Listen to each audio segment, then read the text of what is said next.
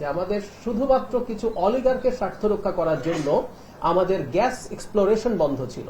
আমাদের স্থলভাগেই যে পরিমাণ সম্ভাব্য মজুদ আছে এটার একটা হিসাব আছে। মোটামুটি বাংলাদেশের 25 বছর এখনো যদি আমরা সব তুলতে পারি 25 বছর চলার মতো গ্যাস আমাদের স্থলভাগেই আছে। এই রাষ্ট্র, এই সরকার সিরিয়াস কগনিজেন্সে নিতে যাচ্ছে। আপনারা সতর্ক হয়ে যান।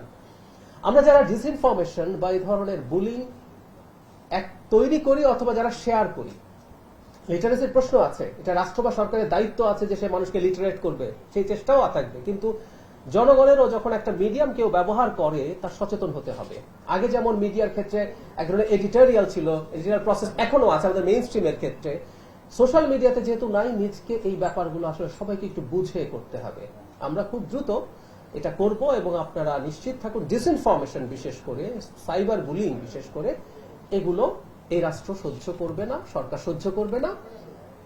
স্পেসিফিক অভিযোগের ভিত্তিতে যেমন এই প্যানেল কাজ করবে, আবার সে স্বতঃপ্রণোদিত হয়েও কাজ করবে এবং এটা শুধু যে সরকারের প্রতি যে ডিসইনফরমেশন সেটা নিয়ে কাজ করবে, এটা নাগরিকদের সুরক্ষার জন্যই আসলে তারা কাজ করবে। সুতরাং নাগরিকরাও যেন তাদের হয়রানি বা সমস্যা নিয়ে তথ্য দিতে থাকে। আমরা আশা করি এই প্যানেল কাজ শুরু করলে এগুলো আমরা কমিয়ে আনতে পারবো এবং আমরা দ্রুত কমিয়ে আনার চেষ্টা করব। ডেঙ্গু মোকাবেলায় সরকার কাজ করছে। একটা পরিসংখ্যান এরকম, 25 সালের জানুয়ারি থেকে 20 জুলাই পর্যন্ত ডেঙ্গু আক্রান্ত ছিল 17,218 জন। এবছর একই সময়ে ডেঙ্গু আক্রান্তের সংখ্যা 10,857 জন। সো আক্রান্তের সংখ্যা অর্ধেকের একটু বেশি। গত বছর মৃত্যু ছিল 62 জন, এখন পর্যন্ত মৃত্যু হয়েছে 37 জন, এটা অর্ধেকের একটু বেশি। 37 জন আসলে আমরা সঠিক বলে মনে করি না। প্রতিটা মৃত্যু ঠেকানোর জন্য সরকার কাজ করে, কাজ করছে, কাজ করবে। যে সবসময় বলি যে একটা সিস্টেম কাজ করা শুরু করতে একটু সময় নেয়। আমাদের দায়িত্ব আসার অল্প সময়ের মধ্যে এবার ডেঙ্গুর সময়টা শুরু হয়ে গেছে। আপনারা জানেন বর্ষার সময় এটা হওয়ার প্রবণতা বাড়ে। তারপর আমরা একটা সিগনিফিক্যান্ট উন্নতি, আক্রান্ত এবং মৃত্যুর সংখ্যা অর্ধেকে নামিয়ে আনা গেছে। বিদ্যুৎ ও জ্বালানি খনিজ সম্পদ মন্ত্রণালয় 180 দিনে অর্জনের লক্ষ্যমাত্রার অংশ হিসেবে আন্তর্জাতিক প্রতিযোগিতামূলক পদ্ধতিতে স্পট মার্কেট থেকে এলএনজি সরবরাহের লক্ষ্যে 40টি প্রতিষ্ঠানের তালিকাভুক্তি হয়েছে। এর মধ্যে আরেকটা বড় সুখবর হচ্ছে স্থলভাগে তেল গ্যাস অনুসন্ধানের জন্য 150 কূপ খননের আওতায় এ পর্যন্ত 29টি কূপ খননের মাধ্যমে 270.8 মিলিয়ন MMCFD গ্যাসের উৎপাদন নিশ্চিত করা হয়েছে। এর মধ্যে বর্তমানে 125.3 MMCFD গ্যাস জাতীয় গ্রিডে যুক্ত করা হয়েছে। 2030 সালের মধ্যে অবশিষ্ট কূপগুলো 121টি কূপ খনন করা হবে এবং 1491 MMCFD গ্যাস উৎপাদনের লক্ষ্যমাত্রা নির্ধারণ করা হয়েছে। আমরা এই আলাপটা যখন আমরা অ্যাক্টিভিস্ট হিসাবে কাজ করেছি তখন বলেছি, মিডিয়াতেও প্রচুর এসছে, যে আমাদের শুধুমাত্র কিছু অলিগার্কের স্বার্থ রক্ষা করার জন্য আমাদের গ্যাস এক্সপ্লোরেশন বন্ধ ছিল। আমাদের স্থলভাগেই যে পরিমাণ সম্ভাব্য মজুদ আছে এটার একটা হিসাব আছে। মোটামুটি বাংলাদেশের 25 বছর এখনো যদি আমরা সব তুলতে পারি 25 বছর চলার মতো গ্যাস আমাদের স্থলভাগেই আছে। তার সাথে আমাদের কিন্তু সমুদ্র সীমা, আমরা সমুদ্র বিজয়ের কথা প্রচুর বলেছি, কিন্তু আমাদের যে অফশোর যে মাইনিং সেটা করি নাই। মিয়ানমার বহু আগে গ্যাস তুলে ফেলেছে, সব তথ্য আমরা জানি। এই সরকার ইনফ্যাক্ট অফশোর মাইনিং এর জন্য চেষ্টা করে যাচ্ছে। সুতরাং এগুলো যদি করা যায় আমাদের জ্বালানি নিশ্চয়তা, জ্বালানি নিরাপত্তা নিশ্চিত করা যাবে। খাদ্য মন্ত্রণালয় দেশের জনগণের জন্য নিরাপদ ও মানসম্মত খাদ্য নিশ্চিত করার লক্ষ্যে সরকার নিরাপদ খাদ্য প্রবিধানমালা 2026 জারি করেছে। এই প্রবিধানমালা অনুযায়ী খাদ্যপণ্য বা খাদ্যোপকরণ উৎপাদন, আমদানি, প্রক্রিয়াকরণ, মজুদ, সরবরাহ ও বিক্রয়ের সঙ্গে সংশ্লিষ্ট সকলকে বাধ্যতামূলকভাবে রেজিস্ট্রেশন নিতে হবে এবং যা চলছে আপনারা দেখেছেন, এই মন্ত্রণালয় এবং এই অধিদপ্তরের পক্ষ থেকে নিয়মিত মোবাইল কোর্ট পরিচালনা করা হচ্ছে এবং জনগণের স্বার্থের পক্ষে ব্যবস্থা নেওয়া হচ্ছে। খাদ্য মজুদের ক্ষেত্রে আমরা জানিয়েছি মজুদ বাংলাদেশের ইতিহাসে সর্বোচ্চ এবং সেটা বাড়ছে। এটা প্রতি সপ্তাহে যখন ব্রিফ করতে আসি প্রতি সপ্তাহে আমরা তথ্য দেখছি এটা বেড়ে যাচ্ছে। আমরা রিপিট করতে চাই একটু, যত বেশি খাদ্য সরকার সংগ্রহ করবে সেটা কৃষকের ন্যায্য মূল্য প্রাপ্তির ক্ষেত্রে সাহায্য করে, একই সাথে বাজারকেও স্থিতিশীল রাখে। কারণ সরকারের হাতে যদি প্রচুর খাদ্য মজুদ থাকে, যদি কারসাজি করার চেষ্টা করেন, সরকার বাজারে খাদ্য পণ্য ছেড়ে দিয়ে সেটাকে ইন্টারভিন করতে পারে। প্রাথমিক ও গণশিক্ষা মন্ত্রণালয় প্রাথমিক শিক্ষা পদক 2026 প্রদান করা হয়েছে। মাননীয় প্রধানমন্ত্রী এটা প্রদান করেছে। আমরা সবসময় এগুলোকে এনকারেজ করি কারণ এর মাধ্যমে মানুষের কাজের ইনসেন্টিভ পান এবং মোটিভেশন বৃদ্ধিতে এটা সাহায্য করে। তথ্য সম্প্রচার মন্ত্রণালয় আমাদের মাননীয় মন্ত্রী ব্রিফিং করেছেন, আপনারা দেখেছেন গতকালের আগের দিন।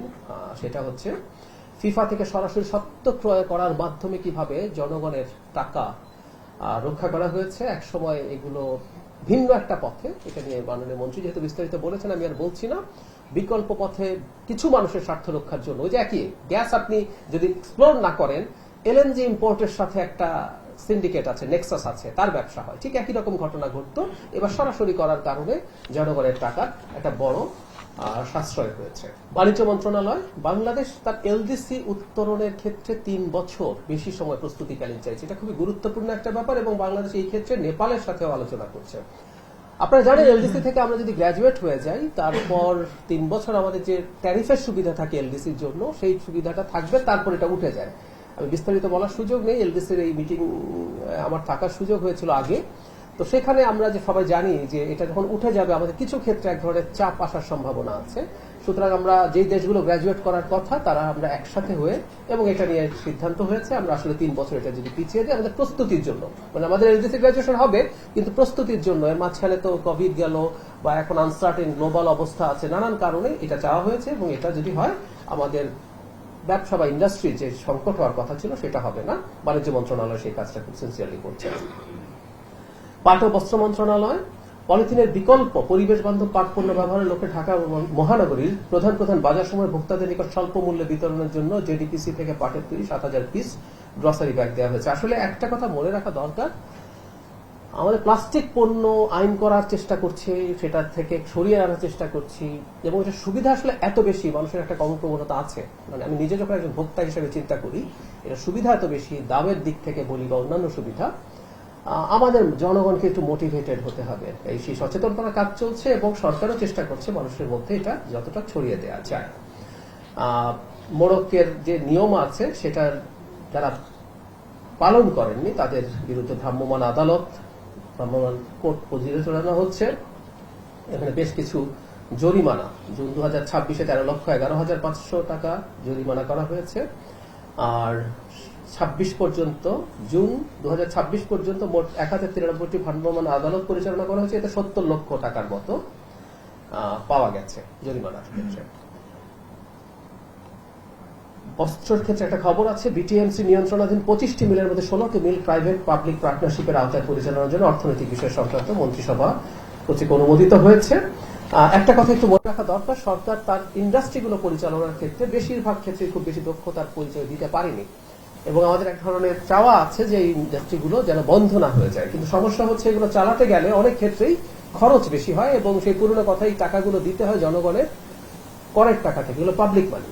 এখন যে পিপিপির কথা চিন্তা করা হচ্ছে তাতে যেহেতু ব্যক্তিগত মানে ব্যক্তি উদ্যোক্তারা এটার সাথে যুক্ত হচ্ছেন, আমরা আশা করি এটা লাভজনক করা যাবে, চাকুরিগুলো রক্ষা করা যাবে, এবং জরুরি কথাটা হচ্ছে এতে সরকারকে ভর্তুকি দিতে হবে না। সরকার বেশিরভাগ ক্ষেত্রে এই ধরনের পদক্ষেপ নিতে যাচ্ছে, তাতে আমার মনে হয় যে এত বড় স্থাপনা আছে, এত ইন্ডাস্ট্রি আছে, এত কর্মী আছে, তাদের একটা নিরাপত্তা তৈরি হবে।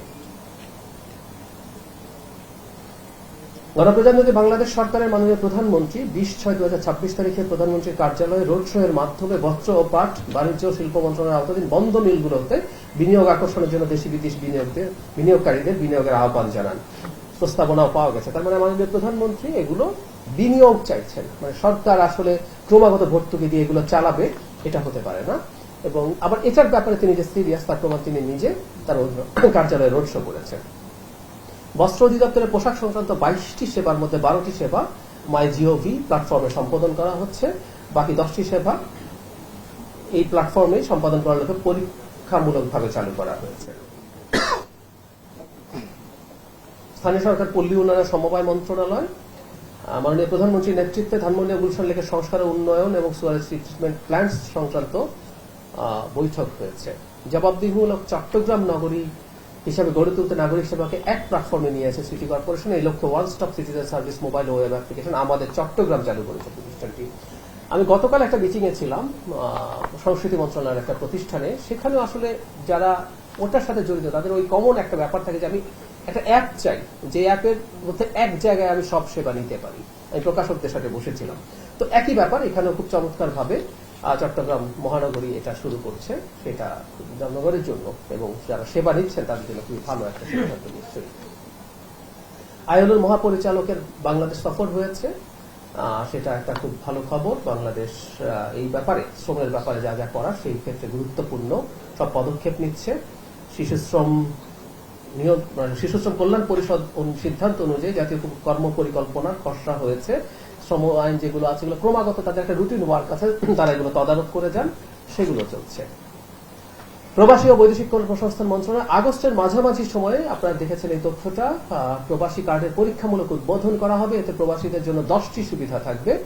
প্রথম পর্যায়ে রাষ্ট্রায়ত্ত জনতা ব্যাংকের মাধ্যমে প্রবাসী ডেবিট কার্ড ইস্যু করা হবে ডিসেম্বর 2026-এর মধ্যে 50,000 এবং আগামী বছরের জুন মাসের মধ্যে 2 লাখ প্রবাসী কার্ড বিতরণের লক্ষ্যমাত্রা নির্ধারণ করা হয়েছে। দ্বিতীয় পর্যায়ে প্রবাসী কল্যাণ ব্যাংকের মাধ্যমে প্রবাসী কার্ড সংক্রান্ত সব কার্যক্রম পরিচালিত হবে। আমরা মানে বহুদিন থেকে বাংলাদেশের, আমরা বলি না যে 3টা স্তম্ভের উপরে দাঁড়িয়ে আছে, কৃষি, গার্মেন্ট এবং আরেকটা হচ্ছে প্রবাসী যে মানুষজন আছেন, আমাদের কর্মীরা যে রেমিটান্স পাঠান, আমরা আসলে তাদের দিকে খুব কম লক্ষ্য রেখেছি। বিশেষ করে একটা এলাকায় এমন মানুষজন যান যারা আমাদের সামাজিক মানদণ্ডে খুবই শক্তিশালী নন, ফলে তাদের স্বার্থের দিকে আসলে সব সরকার কম লক্ষ্য করেছে, বরং তাদের বেনিফিটটা নিয়েছে। আমরা মুখে মুখে অনেক কথা রেমিটান্স যোদ্ধা টাইপের শব্দ বলি, কিন্তু তাদের কল্যাণের চেষ্টা আসলে খুবই কম হয়েছে। এই সরকার নিশ্চয়ই তাদের এই স্বার্থ রক্ষার জন্য এই কার্ডটা দিচ্ছেন, এর মাধ্যমে তাদেরকে সেবা দেওয়া যাবে এবং সেটা তাদের জন্য খুবই বেনিফিশিয়াল হবে। মহিলা ও শিশু বিষয়ক মন্ত্রণালয় ক্ষুদ্র ক্ষুদ্র বিচ্ছিন্ন পাইলট প্রকল্পের পরিবর্তে সমন্বিত ও টেকসই উদ্যোগ গ্রহণের লক্ষ্যে মহিলা সংস্থা জেলা উপজেলা পর্যায়ে নারীদের ক্ষমতায়ন এবং কর্মক্ষেত্রে প্রবেশের সুযোগ সৃষ্টির লক্ষ্যে দক্ষতা উন্নয়ন নামে একটি প্রকল্প তৈরি করেছে। এর মাধ্যমে আপনার নাম শুনে বুঝতে পারছেন যে তাদের দক্ষতা তৈরি করা হবে। ধর্ম মন্ত্রণালয়ের ব্রিফিং এ আপনারা নিশ্চয়ই ছিলেন যে হজ প্যাকেজ, আমি যতদূর জানি হজ প্যাকেজ ঘোষণা করা হয়েছে, তাই তো? আজ বিজ্ঞান ও প্রযুক্তি মন্ত্রণালয় বাংলাদেশের সেন্ট মার্টিন থেকে মধ্য উপকূল পর্যন্ত 10,000 বর্গ কিলোমিটার এলাকায় গবেষণায় উল্লেখযোগ্য পরিমাণ ভারী খনিজের সন্ধান পাওয়া গেছে। এর মধ্যে রয়েছে ম্যাগনেটাইট, ইলমেনাইট, রুটাইল, জিরকন ও গার্নেট, যা অর্থনৈতিকভাবে অত্যন্ত গুরুত্বপূর্ণ। বাংলাদেশের কেন্দ্রীয় উপকূল অঞ্চলের পশ্চিম দিকের ব্লু কার্বন ইকোসিস্টেমের মাটিতে সবচেয়ে বেশি কার্বন সঞ্চিত আছে এবং পূর্ব দিকের মাটির প্রতিটা এটা হচ্ছে 160 মেগাগ্রাম কার্বন, আর পূর্ব দিকের মাটিতে করে প্রায় 124 মেগাগ্রাম। আপনারা জানেন যেখানে যেখানে যতটা কার্বন ধরে রাখা যায়, এগুলো এখন গ্লোবাল খুবই ইম্পর্টেন্ট ইস্যু। এখন কার্বন এমিশন কমানো নিয়ে যেহেতু আলাপ হচ্ছে। যুব ও ক্রীড়া মন্ত্রণালয় 27 জুলাই নতুন করে স্পোর্টস 2025-26 সমাপনী ও পুরস্কার জন্য একটা মিটিং হয়েছে। আপনারা জানেন নতুন করে স্পোর্টস নিয়ে খুব ভালোভাবে এই মন্ত্রণালয় কাজ করে যাচ্ছে। তরুণদের মধ্যে, কিশোরদের মধ্যে খেলার মানসিকতা ছড়িয়ে দেয়া এবং প্রতিভাবান খেলোয়াড়দেরকে তুলে আনা, যাতে এটা তাদের জীবিকা হতে পারে। রাষ্ট্র তাদেরকে ট্রেনিং প্রদান করবেন এবং জীবিকা হিসাবে নেওয়ার ক্ষেত্রে তাদেরকে সাহায্য করবেন, তাদের পাশে থাকবেন। পরিবেশ, বন ও জলবায়ু মন্ত্রণালয়, পরিবর্তন মন্ত্রণালয়, তারা তাদের যে কাজ নিয়মিত সেটা কন্টিনিউ করছেন, মোবাইল কোর্ট পরিচালনা করছেন পরিবেশ দূষণকারী ব্যক্তি প্রতিষ্ঠানের বিরুদ্ধে এবং মোবাইল কোর্ট করছেন এবং এনফোর্সমেন্ট কার্যক্রম চালাচ্ছেন। এতে 4,49,000 টাকা মোবাইল কোর্টের থেকে জরিমানা আদায় করা হয়েছে, আর ধার্যকৃত ক্ষতিপূরণ করা হয়েছে 34,55,000 টাকা। তারা বন্যপ্রাণী উদ্ধার করছেন, বনজ সম্পদ উদ্ধার করছেন, তাদের যেসব যে অ্যাসাইন রেসপন্সিবিলিটি আছে সেটা অনুযায়ী। পরিকল্পনা মন্ত্রণালয় তার যে নিয়মিত কাজ, যেমন 2025-26 অর্থ বছরে এডিপি ভুক্ত মোট 1359টি প্রকল্পের অনুকূলে নিজস্ব অর্থায়ন সহ মোট বরাদ্দ রয়েছে 2,08,936 কোটি টাকা। চলতি অর্থ বছরে জুন 2026 পর্যন্ত নিজস্ব অর্থায়নের 57টি মন্ত্রণালয় বিভাগের এডিপিভুক্ত প্রকল্প বিলগুলিতে ব্যয় হয়েছে 1,40,893 কোটি টাকা, মোট বরাদ্দের 67.43%। আমরা একটা জিনিস হয়তো জানি যে আমাদের সরকারের দক্ষতা, এটা দীর্ঘদিনের একটা পঞ্জীভূত ব্যাপার, সরকারের দক্ষতা মানে তার বরাদ্দ ব্যয়ের দক্ষতা খুব ভালো না, সেটা আমরা বাড়ানোর জন্য কাজ করছি, চেষ্টা করছি। পররাষ্ট্র মন্ত্রণালয় লিবিয়ার বেনগাজি গনফুতা ডিটেনশন সেন্টারে বন্দী 171 বাংলাদেশিকে 16 জুলাই দেশে ফিরিয়ে আনা হয়েছে। এই মন্ত্রণালয় এটির ক্ষেত্রে কাজ করেছে।